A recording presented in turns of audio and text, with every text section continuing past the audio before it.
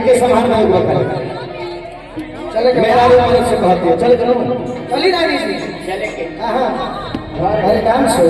चलेगा स्टार्ट करें चलो गो हरे बोला देना नया गेलो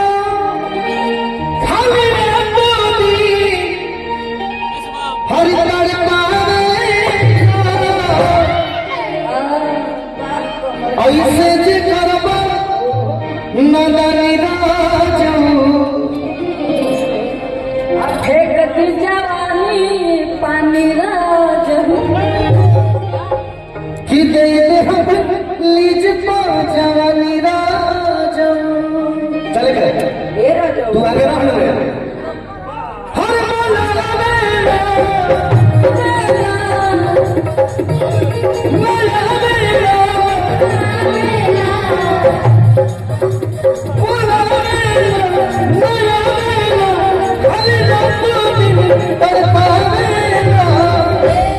ऐसे जे करबा नदनी राजू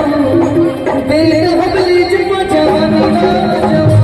ऐसे जे करबा नदनी राजू ये हमें जवानी राजू ऐसे जे करबा कालू बन हो कल खत्म बबुआ पे हाल बन हो देख ले कोने कोने काल बन हो मन गाने बबुआ में गाने हो ना भूखी बा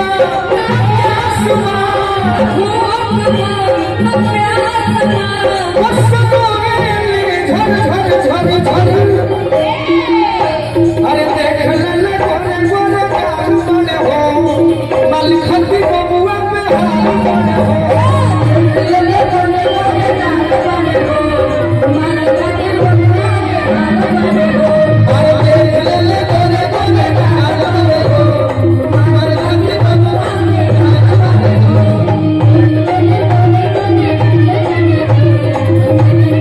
बजाओ हाय हो मरा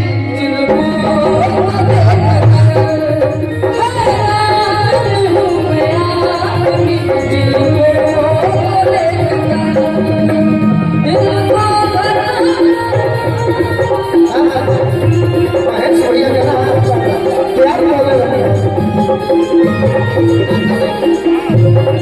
चली जानी थी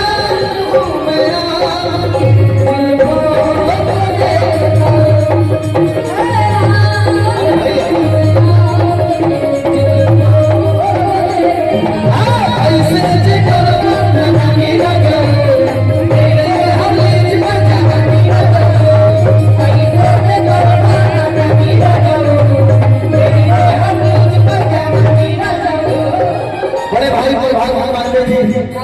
भोजपुरी में कुछ अगर हम लोग नई चीजें सीखते हैं तो बड़े भाई प्रभाकर पांडे जी से और भाई इनका सदैव रिस्पेक्ट करता हूँ करता रहूंगा गुरुकुल ने बड़े भाई हमारे प्रभाकर भैया सुबह वहीं से सीखते हम गए हाँ लागे सबतन के तोरा झूला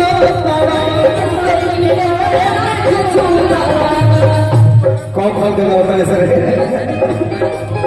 ऐसे घर वाली दुनिया की भूला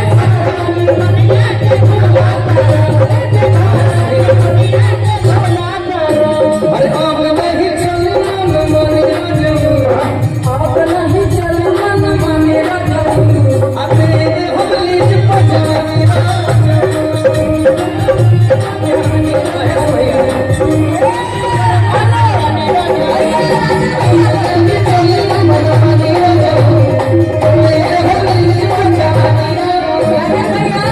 हमारे मुखिया जी उपस्थित हैं मुखिया जी के लिए कहना चाहेंगे महेश भैया हमारे और रमगरवा पंचायत के मुखिया हैं कहना क्या है मिर्जापुर के बहुत बहुत धन्यवाद जय माता दी और ये राजन भैया एक मिनट काहे कटोरी निहार तने चले महेश मुखिया जी खाई किया चाय मुखिया जी भाई अच्छा मुखिया जी बिल्कुल मुखिया जी Cuenta con